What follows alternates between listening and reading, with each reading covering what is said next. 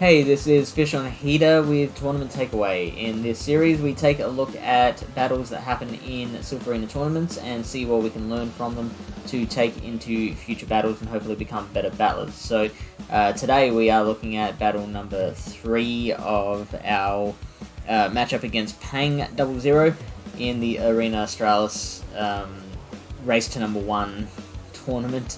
The very first tournament I played this season. Let's take a look at the battle. If you watched the last episode, which was number 1, and are wondering what happened to number 2, lost it. I won that first one, Pang won the second. This is battle number 3 now, and we've got a Cherem versus the Galarian Stunfisk. Let's take a look at that matchup.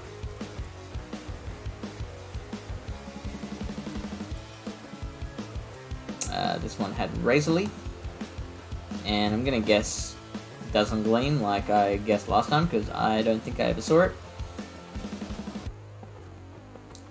So in the 1 shield, the Stunfisk does have that. In the 2 shield, the Cherem's got it fairly comfortably. Those Razor Leafs do a fair chunk of damage. 9 damage, that's 4.5 damage per turn. And I always forget how much energy it gives you. 4 energy per Razor Leaf.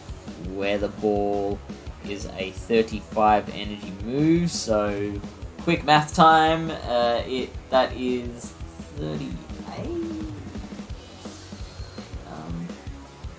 That's definitely not quick math. No, it's 40. Okay, so that is 9. That was shocking. That is 9 Razor Leaves to get to a Weather Ball. So I've got to be counting those up. Those Weather Balls are going to hurt. That Weather Ball is doing a third of my HP, a third damage. So the longer I want to stay in, the more shields it's going to cost me. And to be fair, the longer I stay in, the less chance I have of winning as well. So, I mean, I can stay in this matchup, but I've got to keep that in mind.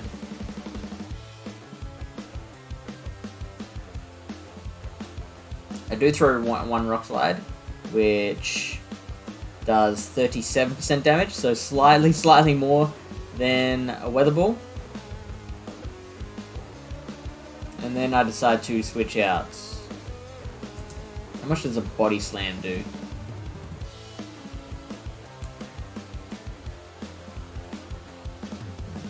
Around Body Slam, 37% as well. So a lot of moves doing around the 3rd damage mark. But those counters are doing a bit more damage than what a Mud Shot would. Okay, now Pang switches out to the Mantine. I've got a bit of energy already, so get to that Body Slam real quick. And that was just 4 bubbles, so I know I don't have to shield this. That one's a simple one. If there's any chance that, if you think there's any chance that your opponent's going to shield your attack, build up to the Ice Beam, and then throw the Bubble Beam, if you want to throw a Bubble Beam.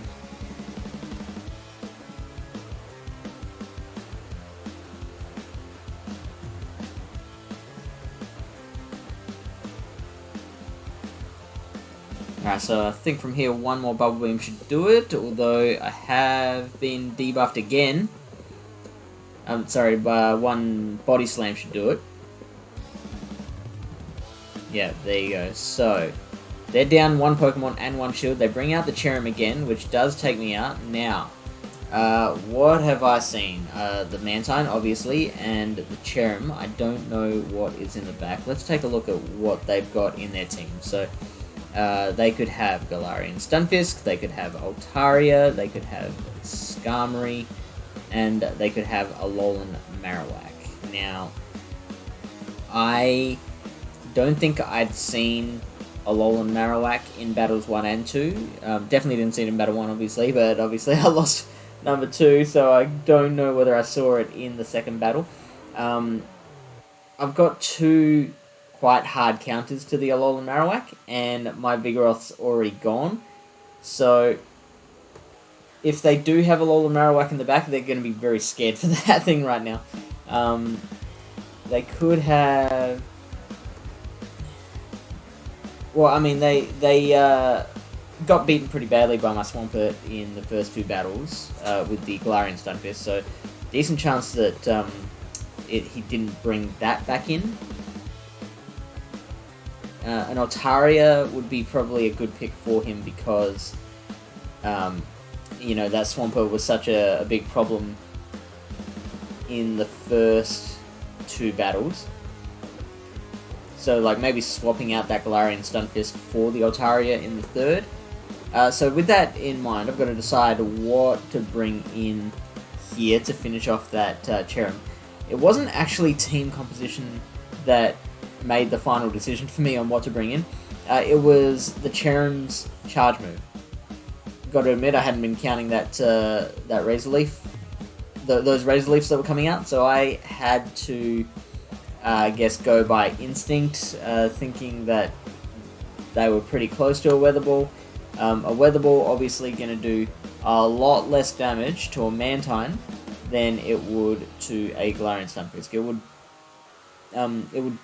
They would both take a decent chunk of damage from Razor Leaf, but because that thing's almost fainted, it's not going to get too many of those off. So I brought out the Mantine.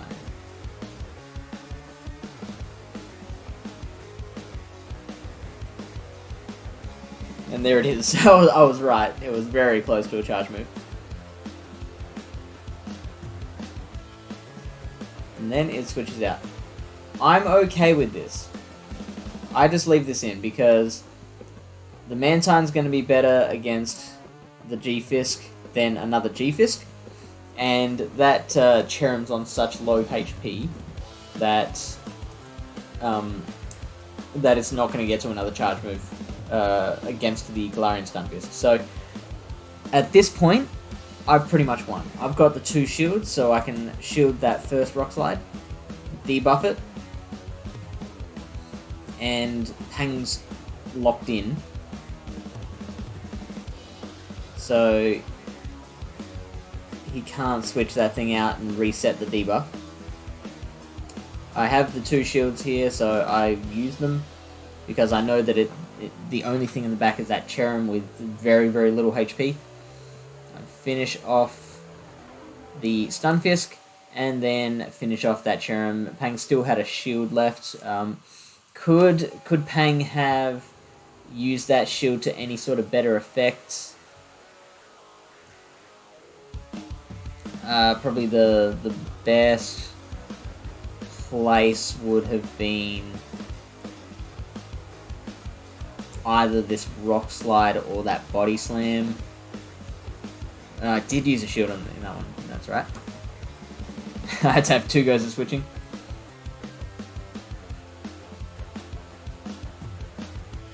I think here. Except, yeah, then he would have been 2 shields down.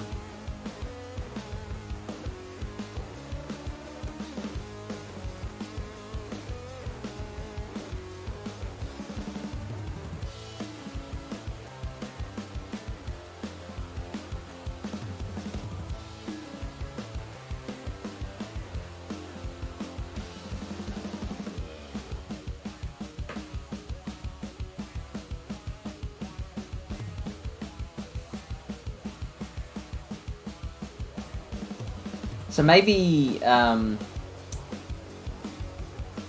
maybe using it on that Mantine.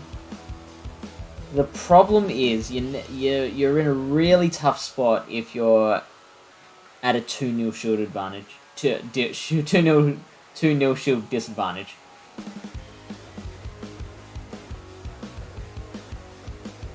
So it probably would have been better to not shield anything on the Cherrim. Because then you've got a little more options later down the track. So already one shield down, and now you're at a disadvantage. Switching out the Cherrim would have been a good option as well. I think get rid of that Cherrim now and bring in the Mantine.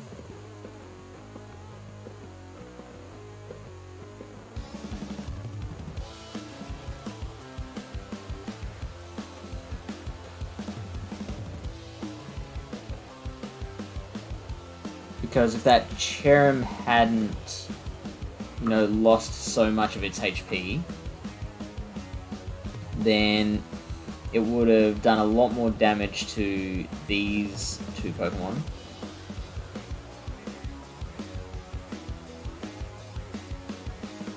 You know what? Here's my final analysis. Cherrim, not good for Sunrise Cup. Because Sunrise Cup is a cup where it really benefits you having shield advantage in the battle. A lot of matchups can be flipped because Pokemon's got more shields to use than the other. Cherrim does not apply shield pressure with Razor Leaf. If you want to use Cherrim with Bullet Seed, very different story. It can apply that shield pressure. You've obviously got to watch out for Mantine, which it's not going to do very much damage to. You'd have to hit it with a Solar Beam or a Dazzling Gleam maybe. But Razor Leafers at all, I don't think are a good fit for this cup. That's our takeaway. Look, if you like the videos, do us a big favour and chuck a comment or a like, or just share the video with someone. That helps to get the video seen by more people. There's a whole algorithm thing, which I haven't taken any sort of pains to learn how the algorithm works, but I know that the more a video is commented on and liked and shared, the more discoverable it becomes. So yeah, definitely if you want the videos to keep going, do that. And also come join me on Twitch. I stream currently every Tuesday night, Sunday night, and Saturday morning. So come and hang out with me there. It's a fun time, and I will see you in the next video.